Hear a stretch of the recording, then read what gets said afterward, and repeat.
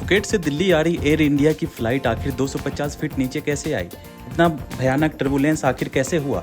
इसकी जांच लगातार चल रही है। पायलट के गांजा के नशे में होने की बात सामने आई है, लेकिन कुछ ऐसी जानकारी सामने आई है जिससे सिर्फ पायलट के नशे में होने की वजह से फ्लाइट में वह स्थिति पैदा हुई। इस पर फिलहाल संशय बना हुआ है।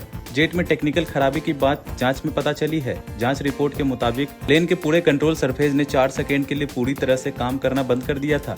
इसी वजह से भयानक टर्बुलेंस की स्थिति पैदा हुई है। एयरबस ने डिजिटल फ्लाइट डेटा रिकॉर्ड यानी कि ब्लैक बॉक्स की शुरुआती जांच में बड़ा खुलासा हुआ है। पता चला है कि एलिवेटर और एलरोन समेत पूरे कंट्रोल सरफेस ने 4 सेकंड के लिए एक साथ पूरी तरह से काम करना बंद कर दिया था। इसी हाइड्रोलिक फेलियर की वजह से स्पॉइलर भी काम नहीं कर रहा था। जेट के तीनों हाइड्रोलिक सिस्टम में कई तरह की खराबी आई है। उन 4 सेकंड के दौरान A320 नियो के एविलेटर और एलरोन बिना पायलट कमांड के ही अपने आप हिलने लगे। फ्लाइट ऑपरेशन में इस तरह की घटना पहले कभी नहीं देखी गई है। फ्लाइट कंट्रोल सरफेस के ऑपरेशन के लिए हाइड्रोलिक बहुत अहम होता है। इसमें एलिवेटर के जेट के आगे हिस्से पे ऊपर या नीचे किया जाता है।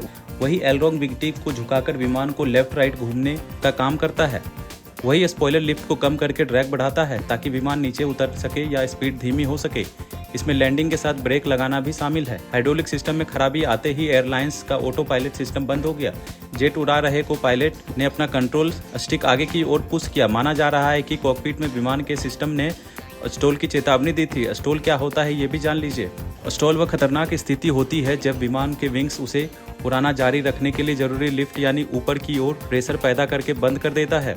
जेट उड़ा रहे को पायलट को डर था कि उसका जेट पर कोई कंट्रोल ना छूट जाए। यही सोचकर उसने जेट को नोज वाले हिस्से के नीचे लाने के लिए अपना साइड स्टिक आगे पुश किया। बता दें कि संभावित स्टॉल की स्थिति यह एक सामान्य प्रक्रिया है। हाइड्रोलिक पावर ना होने की वजह से उसके साइड सिस्ट के इनपुट का जेट के आगे हिस्से के नीचे लगने कोई असर नहीं हुआ, जब तक कि कुछ सेकंड को तीनों हाइड्रोलिक सिस्टम ठीक होने के लिए लग गए।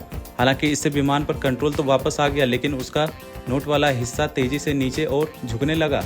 इसी वजह से तेज टर्बुलेंस की स्थिति पैदा हुई और यात्री और कैबिन क्रू झटके के ऊपर की ओर उछले और चोट लग गई।